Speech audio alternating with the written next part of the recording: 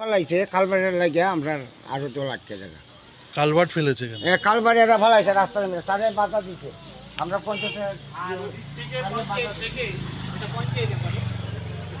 থেকে তারা এইবার বৃষ্টির আগে যদি সমস্যার নিরসন করা হয় তাহলে মেইন যে ফ্যাক্টর দুটা, একটা হলো এই রাস্তাটাকে উঁচা করতে হবে, এই রাস্তাটাকে উঁচা করতে হবে, তাহলে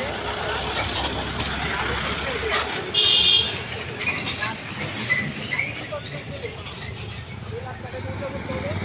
আর দ্বিতীয়ত হলো বাজার থেকে আমাদের যে পঞ্চবতী বাজারের যে আমরা রাস্তাগুলো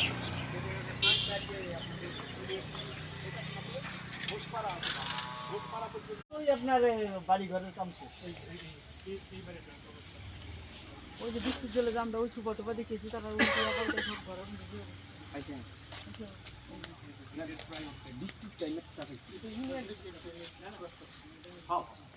সেম কন্ডিশনে নিচের থেকে ওই পারে বালু আসছিল ব্লক কইরা কইরা কইরা কইরা নিচের থেকে ওইটা দেওয়াতে আজকে 20-30 বছর মনে করেন চলেছে আর কি। টিকা হয়েছিল আর কি।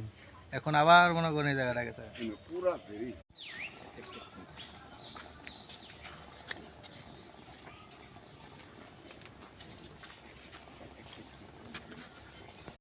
আনগাইডেড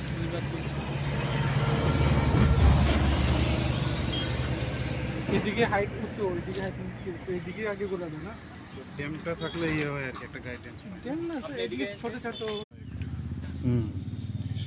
ড্যাম কিন্তু খুব একটা বেশি না, না, কিন্তু ওই রেডেড রিভার আর ইয়ে সিল্টিংও প্রচুর না, প্রচুর ছিল, সরু হয়ে যাচ্ছে তো। পাশের দিকে যদি একটু বাড়ানো যায় কত তাহলে তো এইগুলি ভেঙে পড়বো না।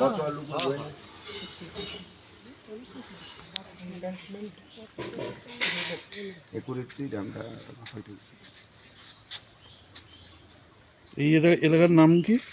এটা নাম হচ্ছে রায়পাড়া বলদাখাল রায়পাড়া। আচ্ছা নদী আর তো বিপজ্জনক অবস্থা তার ভাঙছে না, পার ভেঙেছে। এটার নাম কি রাখবো? দেবদা নদী।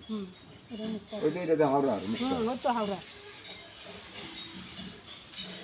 হাওড়াটা এদিক দিয়ে আইছে আর এটা দেবদাপুরাটা, ও এটা কনফ্লুয়েন্সটা দুইটা একসঙ্গে মিশছে এই বিলময়। এই জায়গাটা একটা ছোট না।